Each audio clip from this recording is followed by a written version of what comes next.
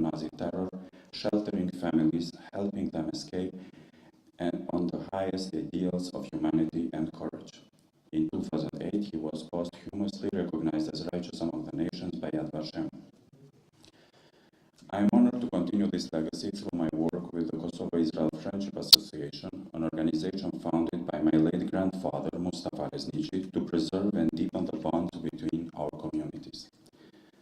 This work, rooted in historical remembrance, friendship, and mutual respect, remains vital not only in honoring those who acted with profound courage, but also in fostering understanding between peoples today. As we commemorate this day, we confront not only the horror of the past, but also the imperative of the present, to educate, to stand against hatred in all its forms, and to ensure that future generations understand both the depth of the tragedy and the strength of those who stood against it. May our remembrance today be not only solemn, but also purposeful, guiding our shared commitment to human dignity, to compassion, and to peace. I would like now to invite the Ambassador of the State of Israel, Her Excellency Tamar Ziv, for remarks.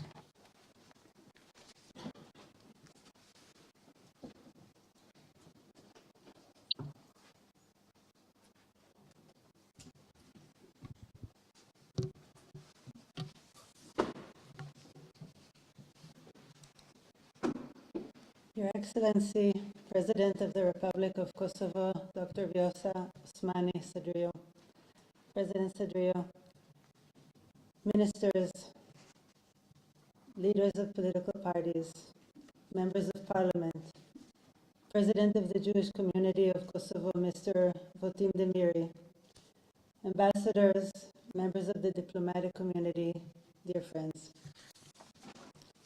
I'm very honored to stand here today before you and to jointly commemorate together with the German Embassy and all of you for the fourth time, the International Day of Holocaust Remembrance.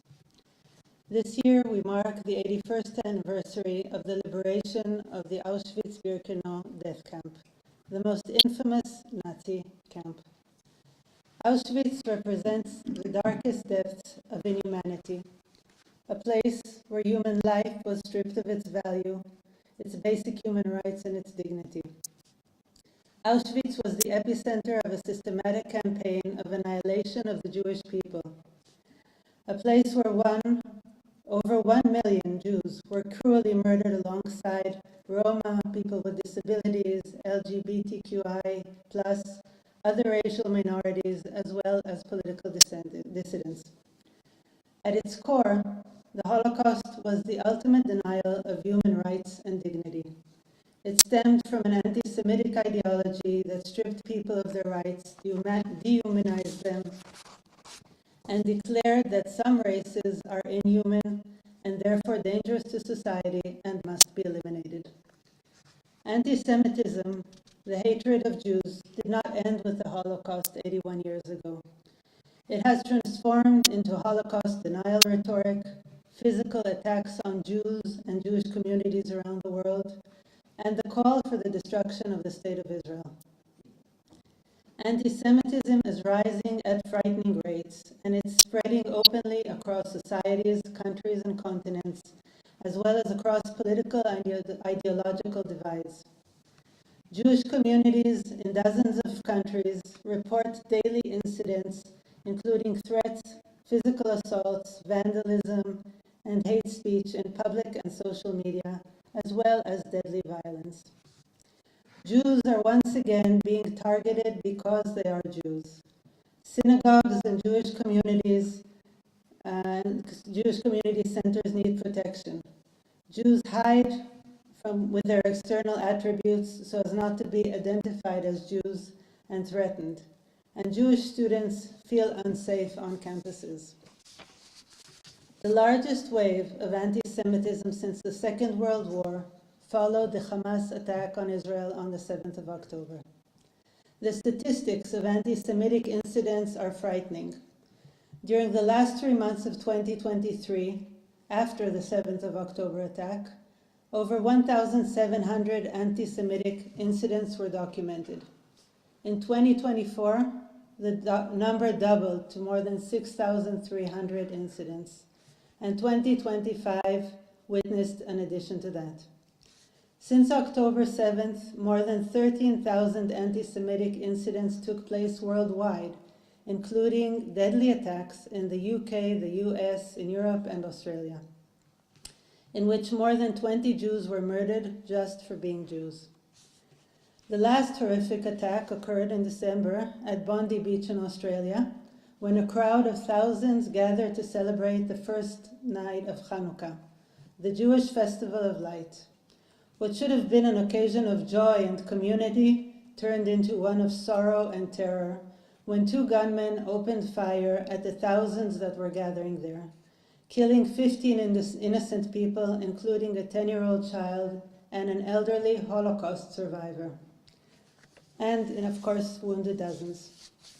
It is inconceivable that in 2026, Jews worldwide live in a state of fear and don't have confidence in the official responses of their governments and law enforcement agencies to protect them from these threats.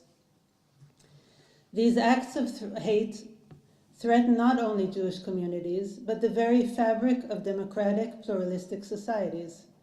They represent a rejection of the values that we vow to protect: freedom, personal safety, dignity, equality, and mutual respect.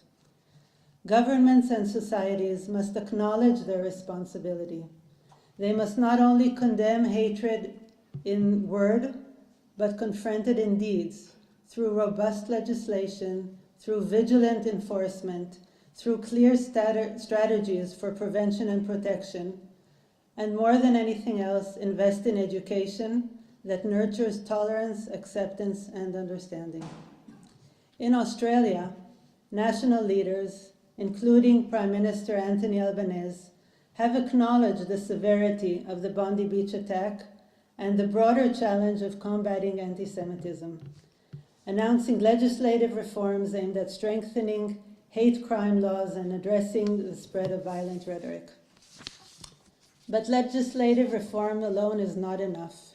Governments must invest in education. Remembering the Holocaust means not only teaching history, but teaching the current dangers of anti-Semitism, of hate and violence in all of its forms. This is imperative if we want to create a safe and accepting society for all. Young people that are so influenced by social media can get mixed up, not differentiating between proven historic facts to false and fake information. They need to be taught and understand the mechanisms by which prejudice and hatred take root and influence their opinion and their potential actions. We must be clear, anti-Semitism is not a Jewish problem. It is a social problem. History shows us that when anti-Semitism flourishes, democracy weakens, and human rights erode for society at large. Therefore, Holocaust remembrance must not turn into a ritual of the past. It is a moral compass for the present and the future. It reminds us that human rights are fragile and that when they are eroded for one group, they endanger all. The past serves as a constant reminder of the dangers of hatred and the importance of standing against anti-Semitism, racism, and xenophobia in all of its forms. But the future of combating anti-Semitism lays in education. This event, organized jointly by Israeli and German embassies, is proof of the power of education and of taking on responsibility and instilling values through education. It is proof that we can rise from the most horrific past and create a future of peace and deep friendship. Germany has become one of Israel's most important allies, and the bonds between our peoples are now marked by mutual respect, trust, and a shared commitment to the values of democracy and freedom. At the heart of this relationship is an unwavering commitment to Holocaust remembrance. Germany's efforts to confront history and educate future generations about the atrocities of the Holocaust have been deeply meaningful, not only for the Jewish people, but for the entire world. Let me end by quoting Primo Levi, Holocaust survivor and author, who said, "It happened before, therefore it can happen again." Let us work together to assure that it will never again happen. Thank you.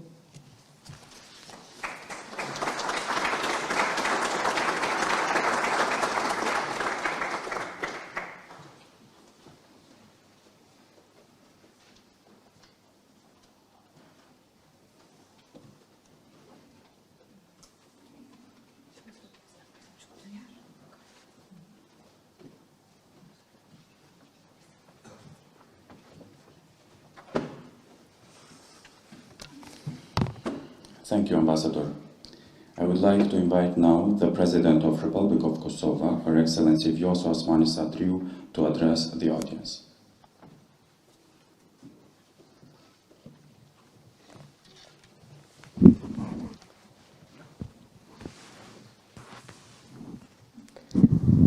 President Seydiu, ministers, members of parliament, dear Ambassador Ziv, dear Ambassador Rudolph, distinguished guests, Mr. Mayor, ladies and gentlemen, representatives from political parties. Tonight we gather in remembrance and in honor of the 6 million Jewish women, men, and children who were systematically murdered during the Holocaust, as well as the millions of other innocent victims targeted by the Nazi regime. The Holocaust was not simply an assault on a people. It was an assault on humanity itself. This time last year, together with fellow leaders across the world, I stood at Auschwitz-Birkenau.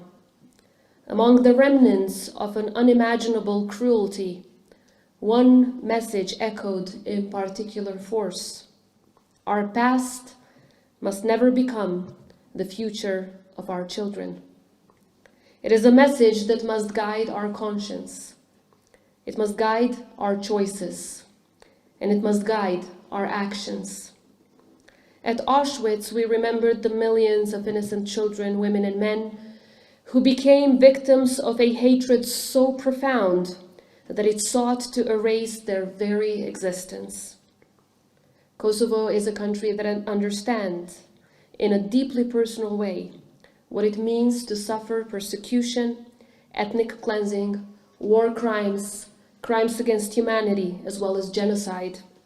That lived experience shapes who we are today.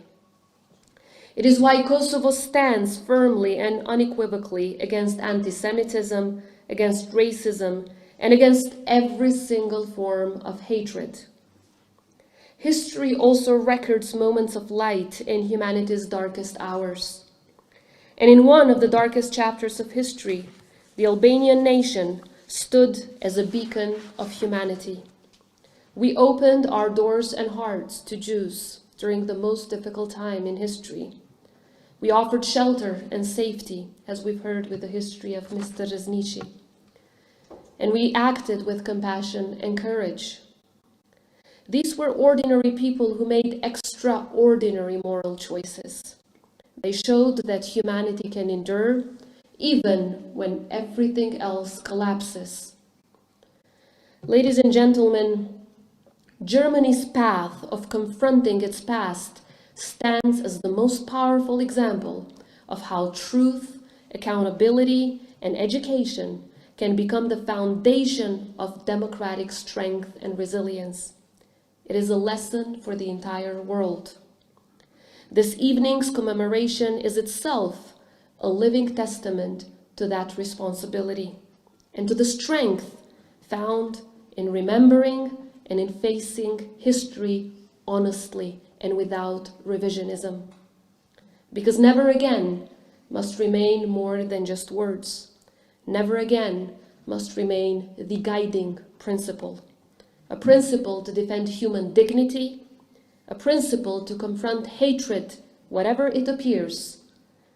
Kosovo has turned this principle into concrete action. Our parliament has adopted the International Holocaust Remembrance Alliance's working definition of anti-Semitism. And this important step, alongside every single day the actions of the people of Kosovo towards human rights and equality for all, underscore Kosovo's determination to stand against hatred and prejudice. It is in this spirit of remembrance, responsibility, and resolve that we come together today in honor of all the victims, as well as to renew our promise to remember, to speak out, to stand up, and to never, ever forget. May the memory of all the victims of the Holocaust be a blessing, and may we carry this memory forward through action in defense of all of humanity. Thank you.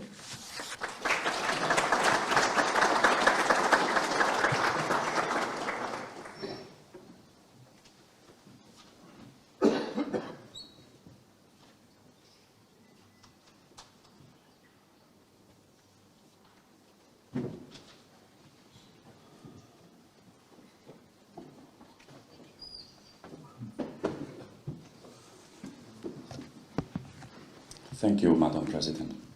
Before we continue, we will listen to Eli Eli, one of the most iconic and moving songs of remembrance in Jewish history.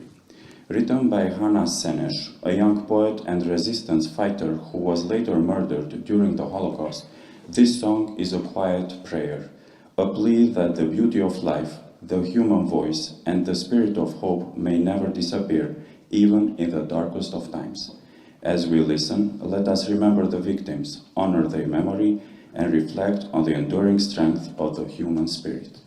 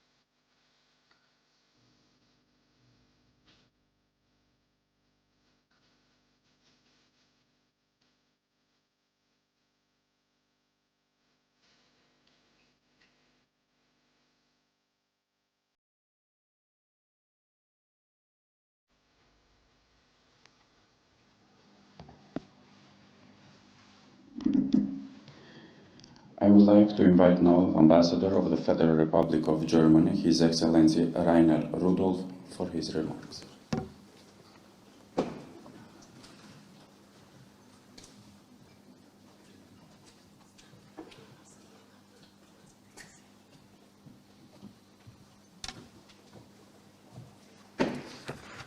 Madam President, President Seydio, Ambassador Ziv, dear Tammy, distinguished guests, ladies and gentlemen.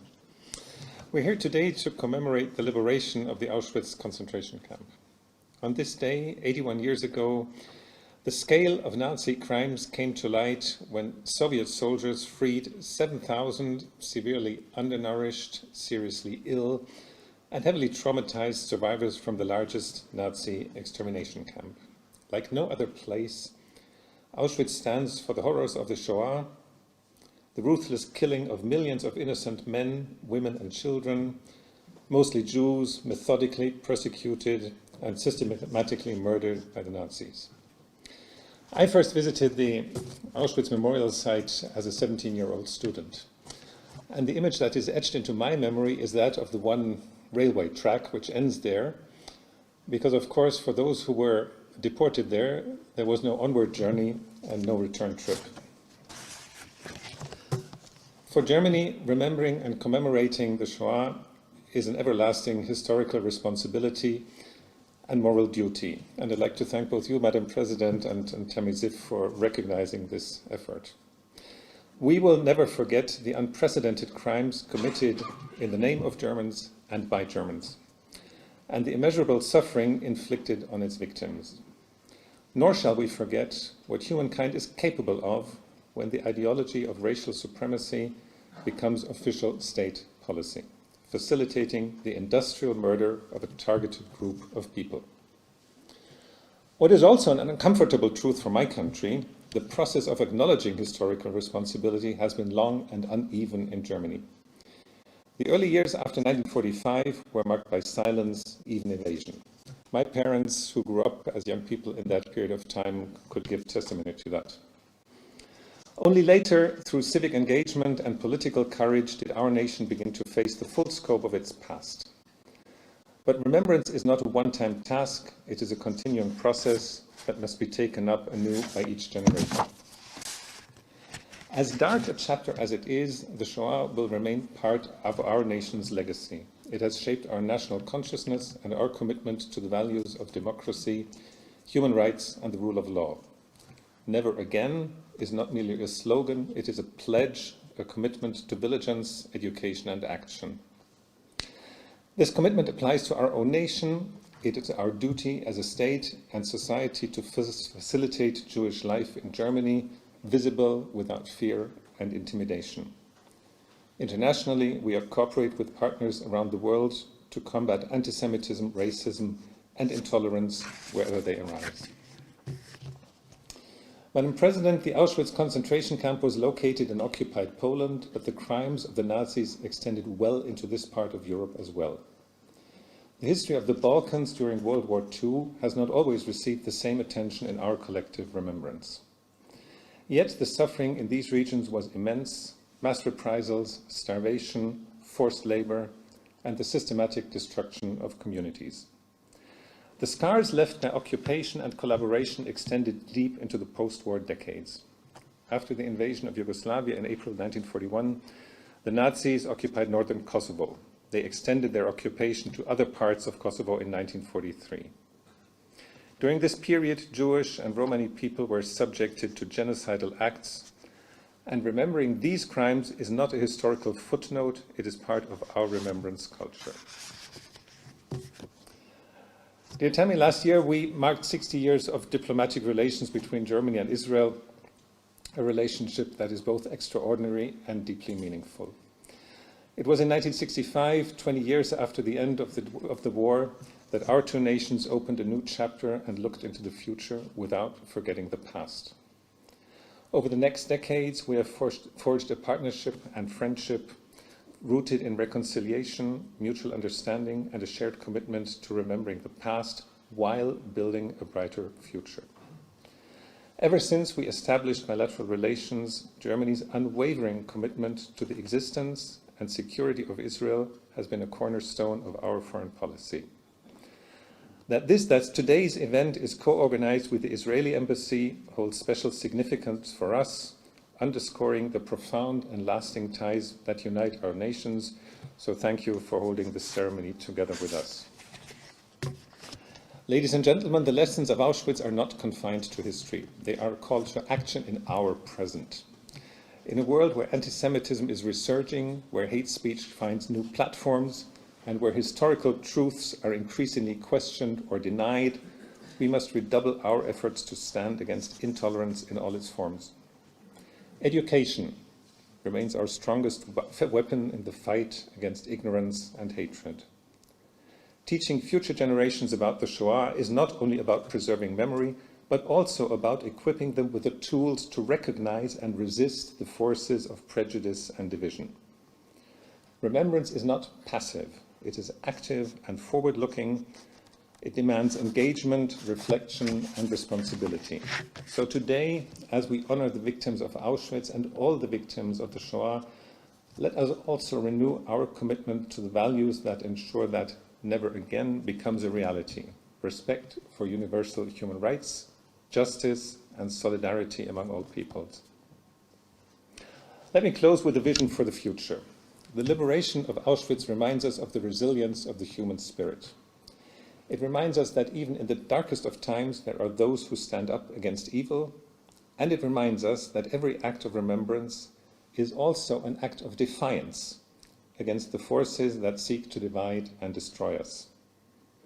Together, as nations and individuals, let us build a world where diversity is celebrated, where hate finds no refuge, and where the remembrance of history guides us toward a more just and compassionate future.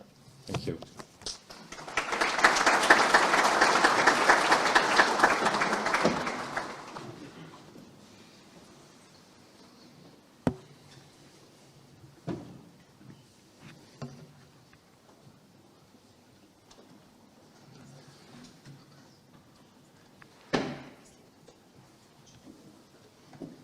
Thank you, Ambassador. We will now listen to Stiller Stiller, a Yiddish song written in the Vilna ghetto during the Holocaust. Soft and quiet in melody, yet unbearably heavy in meaning, this song was sung to children in a world surrounded by fear and violence. It captures both innocence and loss, a reminder of the voices of children whose lives were cut short. As we listen, let us remember them and honor the silence that followed.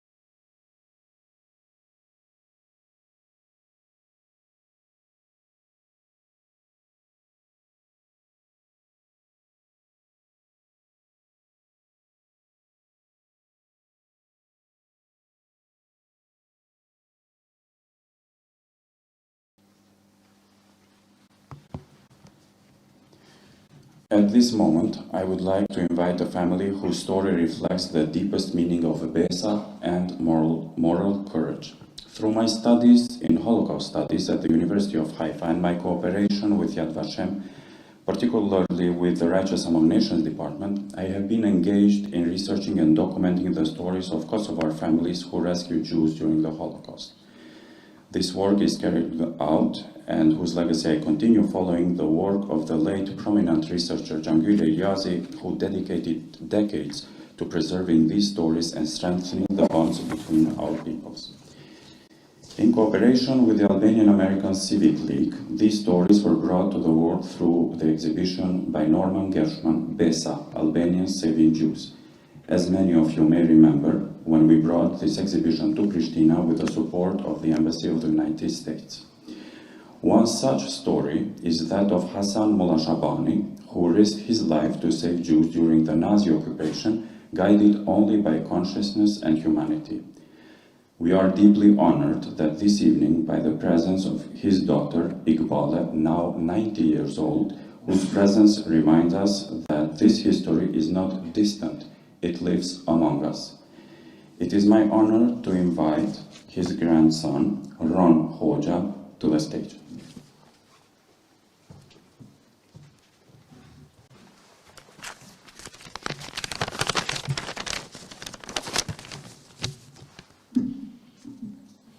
Dear guests, my name is Ron Hoxha. I'm the grandson of Iqbal Mullah Shabani Hoxha and the great-grandson of Hassan Mullah Shabani, who has sheltered Jews in his home in Jakova during the World War II.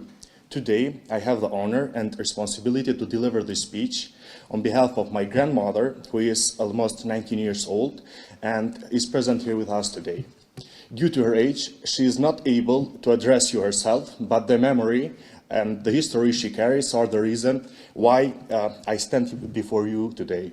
My grandmother was around 5 or 6 years old during the period I will describe. Based on her age, the events I'm sharing with you today belongs to the years 42 or 43 of the last century.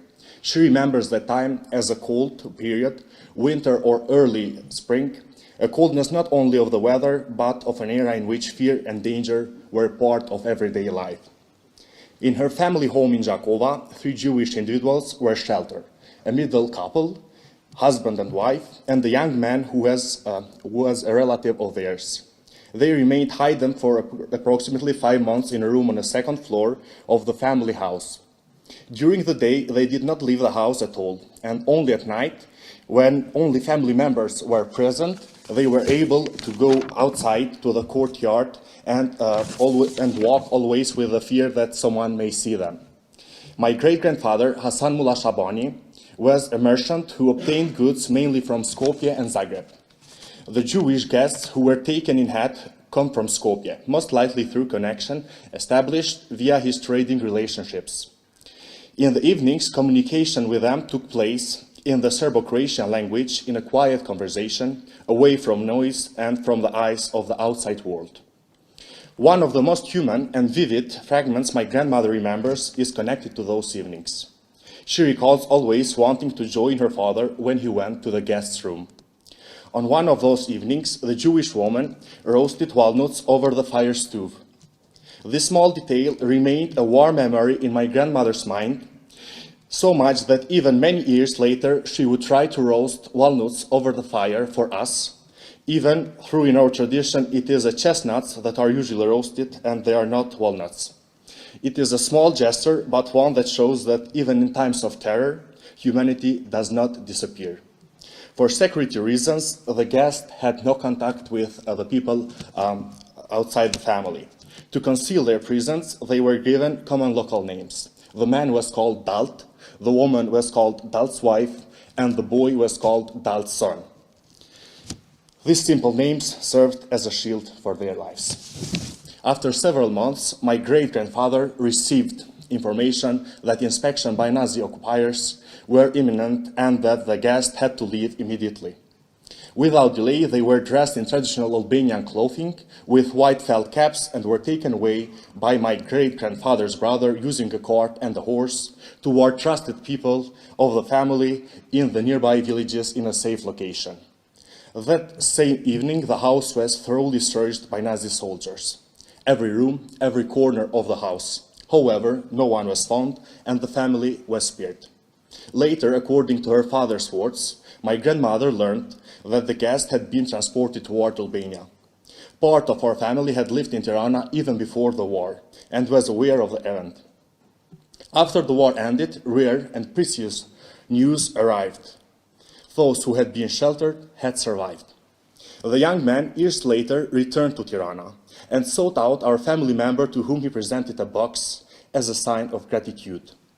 The lack of precise documentation is also connected to the fact that after the war, my great-grandfather was persecuted by the Yugoslav regime and was forced to live away from his family for so many years.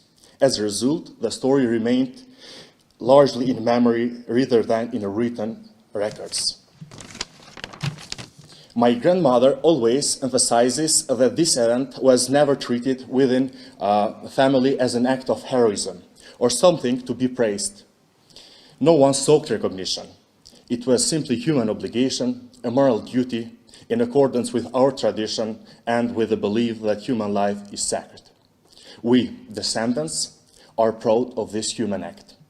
And the only message my grandmother asked me to convey to you today is her sincere gratitude as an Albanian to the Jewish people who have openly acknowledged the help they received from Albanians, who have never forgotten this kindness, and who have stood by us as a true friends in difficult times, when we too were fighting our own struggle for survival against another occupier in another time, just as true friends stand by one another in the darkest moment of history. The memory of the Holocaust does not belong only to the past. It reminds us that even simple action, carried out quietly and with conscience, have the power to protect human life. Thank you so much.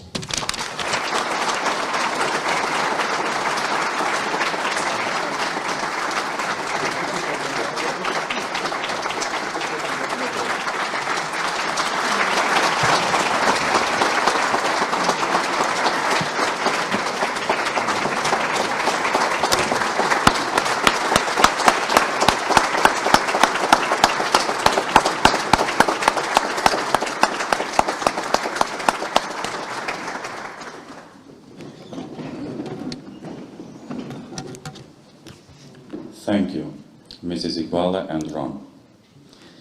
Before we continue with the screening of the two short documentaries about Elie Wiesel, I would like to share a few words on the significance of his life and this year's theme. Elie Wiesel was not only a survivor of the Holocaust, he was one of its most powerful voices.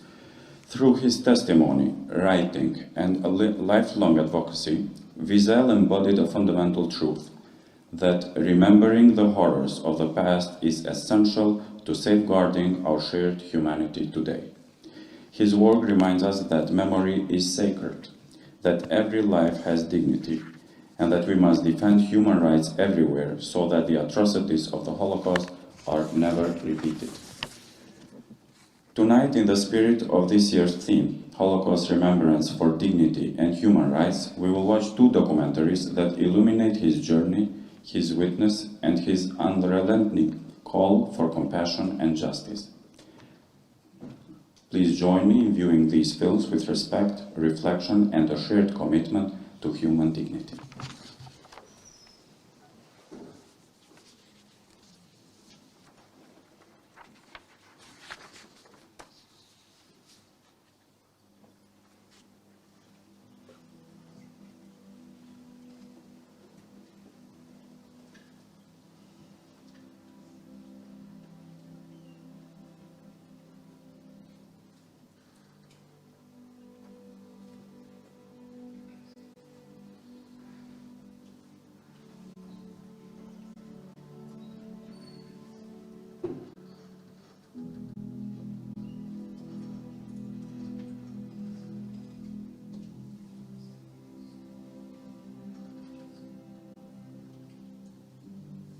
Eliezer Wiesel was born in September 1928 in the town of Siget, Transylvania, to Shlomo and Sarah, an Orthodox family with Hasidic leanings.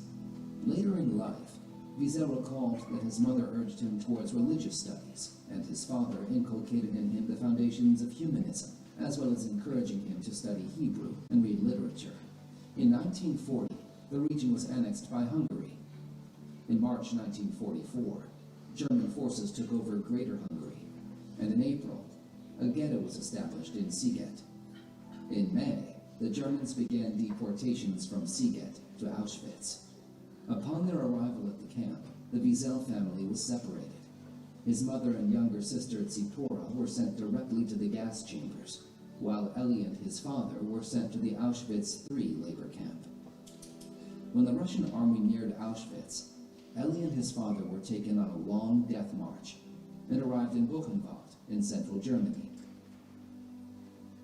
Shlomo, his father, died within a few days, and Eli survived until the liberation of the camp in April 1945. His two older sisters, Beatrice and Hilda, also survived the war. Wiesel joined a group of some 1,000 children and youths who were taken to an orphanage in France. Later, he moved to Paris, where he studied humanities at the Sorbonne.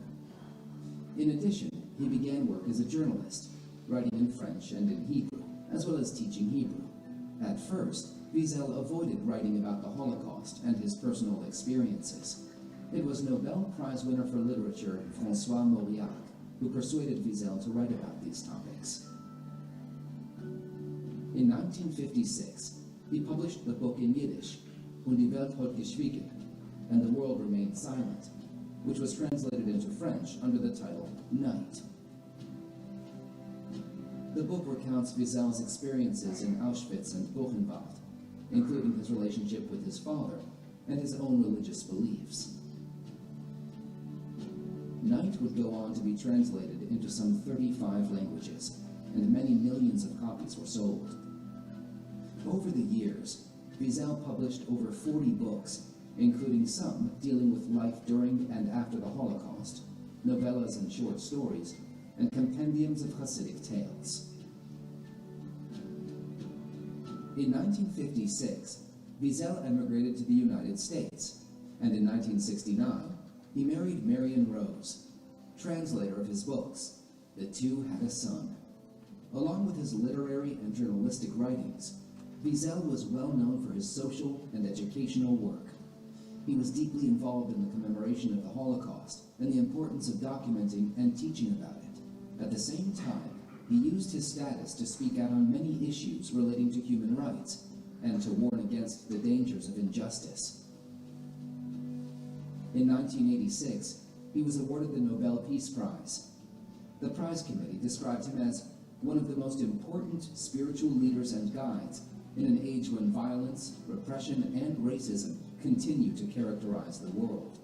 In his speech, he said, "I swore never to be silent whenever and wherever human beings endure suffering and humiliation. We must always take sides. Neutrality helps the oppressor, never the victim. Silence encourages the tormentor, never the tormented."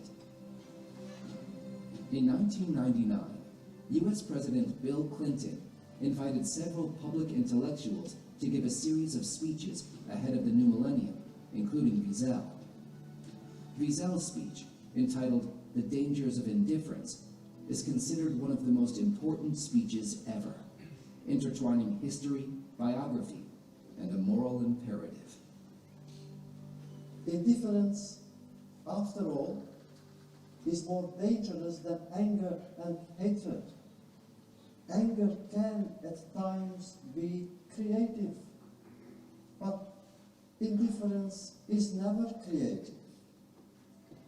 Even hatred at times may elicit a response. You fight it, you denounce it, you disarm it. Indifference elicits no response. Indifference is not a response. Indifference is not a beginning. It is an end.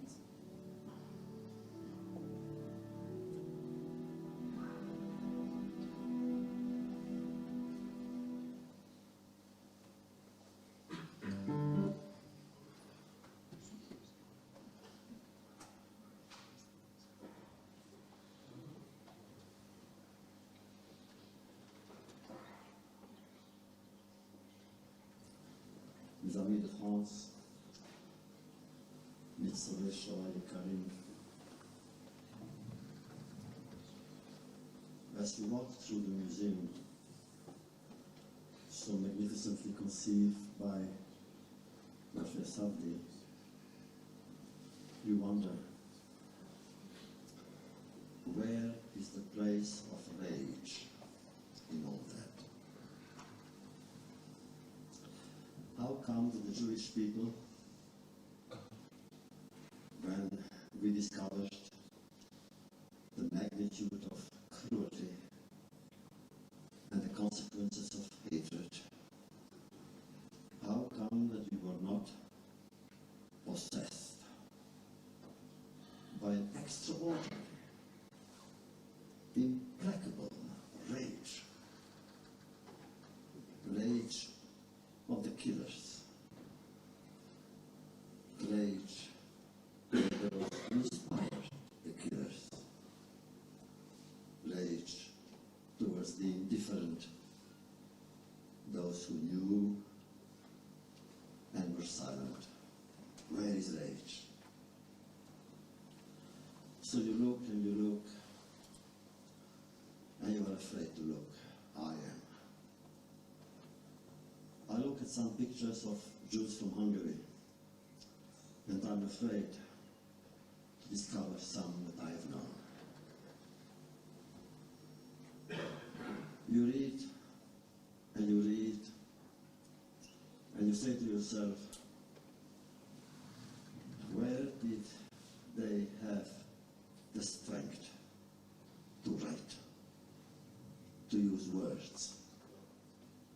Destined to whom? My good friends, all of us know, more or less, that there was a tragedy. And we also know, we must be honest about it, there are no words